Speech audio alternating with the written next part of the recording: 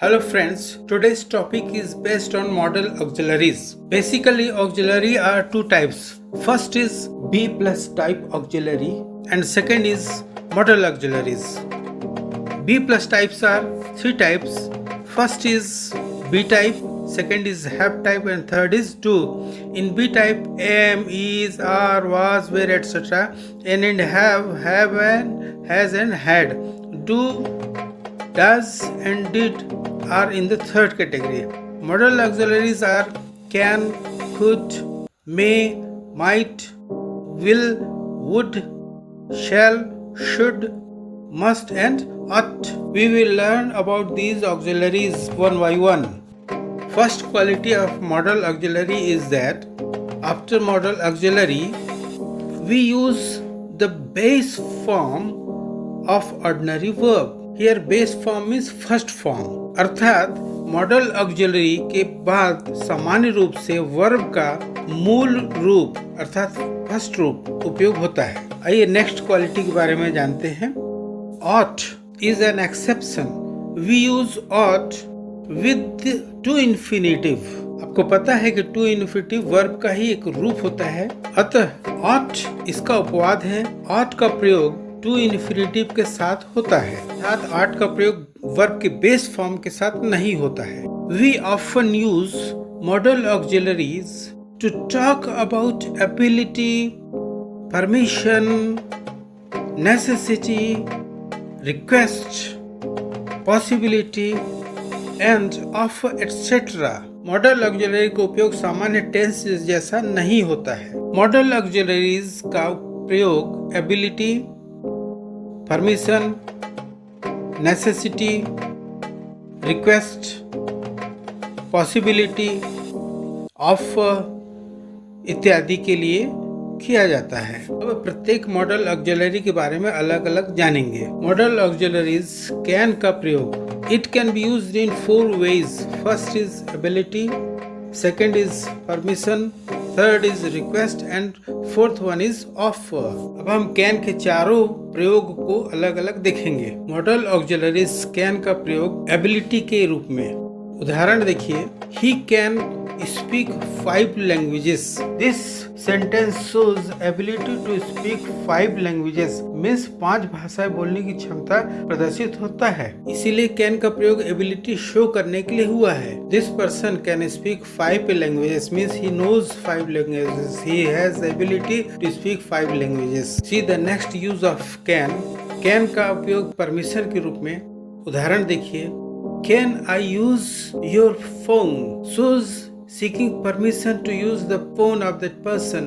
Phone के प्रयोग की अनुमति मांगी गई है। So this is clear cut example of permission. Can के परमिशन और एबिलिटी की यूज में अंतर स्पष्ट है। The person says can I use your mobile phone और phone. See the another example of permission. इसके पहले वाले में परमिशन मांगा जा रहा था और इस वाले में परमिशन दिया जा रहा है। You can go now means giving permission is here, मतलब यहाँ पर परमिशन दिया जा रहा है, जाने की अनुमति दी गई है। मतलब कैन का प्रयोग परमिशन लेने और देने दोनों में उपयोग किया जाता है। अब हम अगला देखते हैं कैन का प्रयोग रिक्वेस्ट के रूप में क्या होता है। The example of request is can I have a glass of water please. This sentence shows seeking request to take water, अर्थात पानी पीने का अनुरोध प्राप्त किया गया है, मीन्स रिक्वेस्ट किया गया है। सामान्यतः कैन का उपयोग रिक्वेस्ट में पोलाइट रिक्वेस्ट नहीं माना जाता है, सिंपल रिक्वेस्ट माना जाता है। तो मांगना भी एक प्रकार का रिक्वेस्ट ही होता है। आइए अभी हम उसका प्रयोग देखते हैं कि कैसे हम हेल्प या रिक्वेस्ट करते हैं। क्या मेरे लिए एक टिकट ला दोगे? Can you get me a ticket? This sentence shows seeking request to take a ticket for him, उसके लिए टिकट लाने का अनुरोध किया गया है। अब कैन का ऑफर के रूप में प्रयोग देखते हैं कि ऑफर के रूप में उसका कैसा उपयोग होता है। Now see the sentence for offer, can I help you? This sentence shows an offer to take help to him, सहायता करने के लिए प्रस्ताव किया गया है। यह सेंटेंस एबिलिटी और परमिशन से टोटली अलग है। See another modal auxiliary could.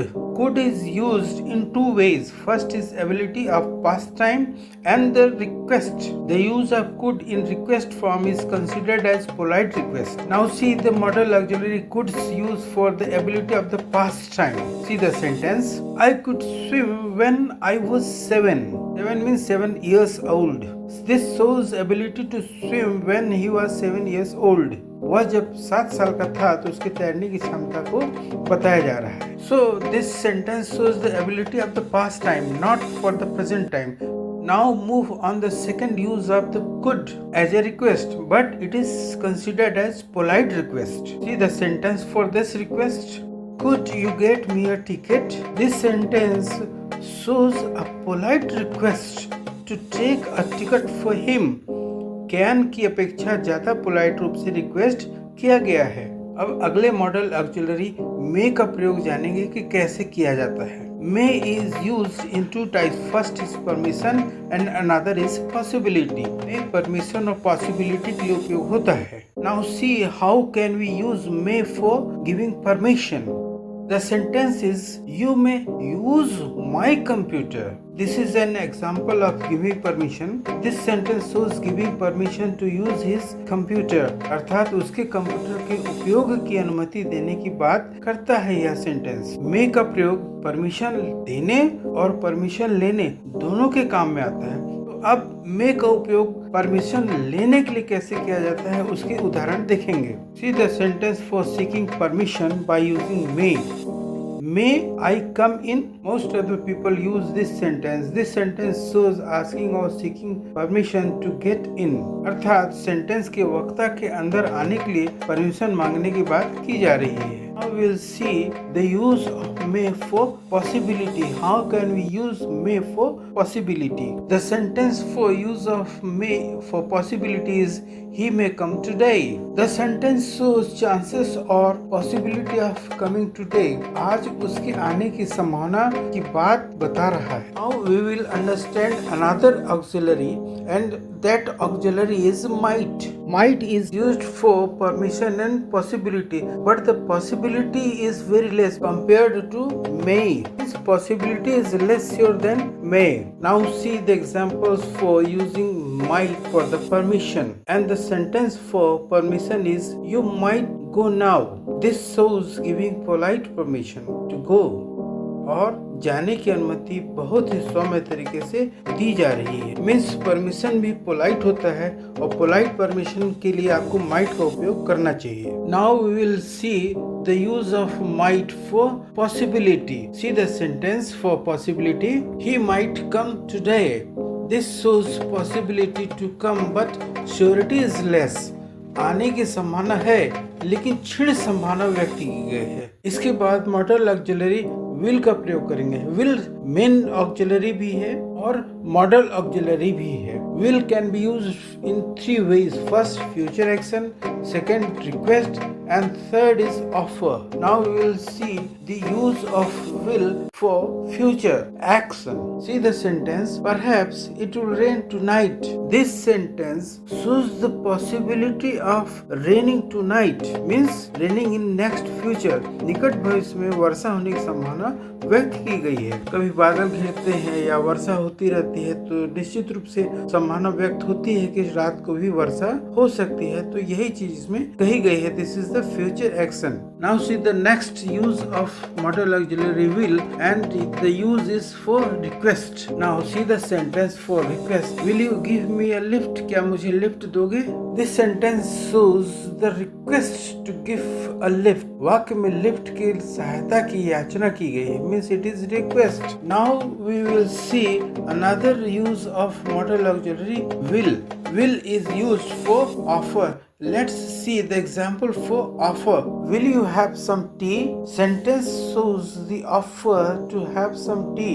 वाक्य में चाय ऑफर या आग्रह किया गया है. आपके घर में कोई मेहमान आता है तो आप उसको चाय देते हैं कि आप चाय पियेंगे. तो same question is here. Now we will understand use of would as modal auxiliary. Would is used in 2 ways. First is request and another is offer. The request and offer made by using would is more polite than will. Now see the sentence for request. The sentence is, would you lend me your camera? This is polite request rather than other words.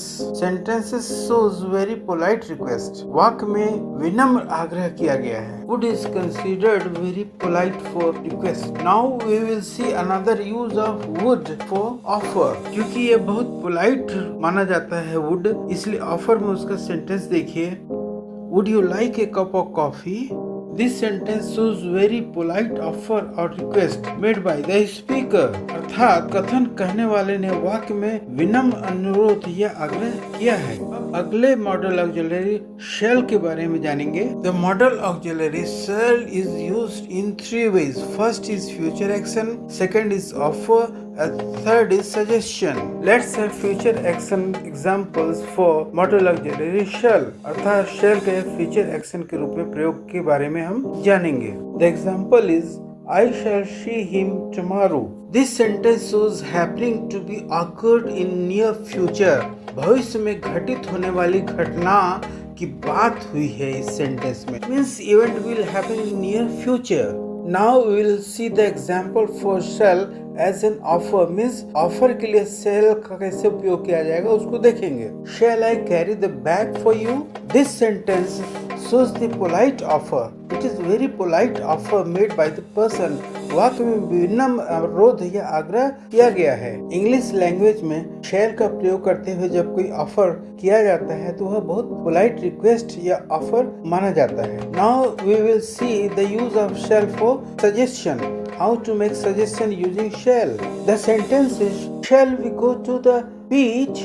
The use of shall is for very polite suggestion. So the sentence shows very polite suggestions means वाक्य में विनम्र सुझाव दिया गया है. जब sentence में shall का उपयोग करके सजेशन दिया जाए तो इसका मतलब ही होता है कि वह बहुत विनम्र भाषा में बात कर रहा है. Now we will see the use of should. Should is used for necessity, but it is suggestive type of necessity. Now we will see and understand the use of should for necessity. Let's see the sentence. The sentence is, you should apply for the job. The person says for the necessity and the necessity is in suggestive manner. Means वाक्य में आवश्यकता तो बताई गई है लेकिन सुझावात्मक आवश्यकता बताई गई है. Now we will see the use of must. Must is used in two types. First is necessity and another is certainty. Now we will understand the use of must as necessity. See the sentence and see how the necessity is described by using must. The sentence is, you must get up at 5 tomorrow. This sentence shows the strong necessity. मतलब ये करना ही है आप. It means वाक्य में निर्देशात्मक आवश्यकता बताई गई, मतलब आपको करना है, एकदम निर्देश दिया जा रहा है. Now we will see the use of must for certainty. Certainty मतलब किसी भी काम के होने की प्रबल संभावना. See the sentence. She must be a home now. Must के उपयोग से ही पता चलता है कि sentence shows strong certainty for the action. वाक्य में पूर्ण निश्चितता व्यक्त किया गया है अगर must का उपयोग हुआ है तो. Now we will understand the modal auxiliary ought. Ought is used in one way, that is for necessity. Now see the example for use of modal auxiliary ought for necessity. How necessity is described by using ought. See the example. You ought to obey your parents. The sentence shows the necessity, but it is in suggestive manner. It means there is a necessity, but the sentence shows it is in suggestion form. तो वाक्य में सुझावात्मक आवश्यकता बताया गया है. Modal verbs have only one form. Modal verbs never have endings like s, ing means ing और ed. इसका सीधा सा अर्थ ये होता है कि मॉडल वर्ब्स एक ही फॉर्म में होता है. मॉडल वर्ब्स का अंत एस या आईएनजी मीन्स इंग या ईडी फॉर्म में नहीं होता है. आशा है इस वीडियो से आपको मॉडल ऑक्सिलरी की समझ बनी होगी. Thanks for watching. Like, subscribe, share. Subscribe करें और औरों को भी शेयर करें.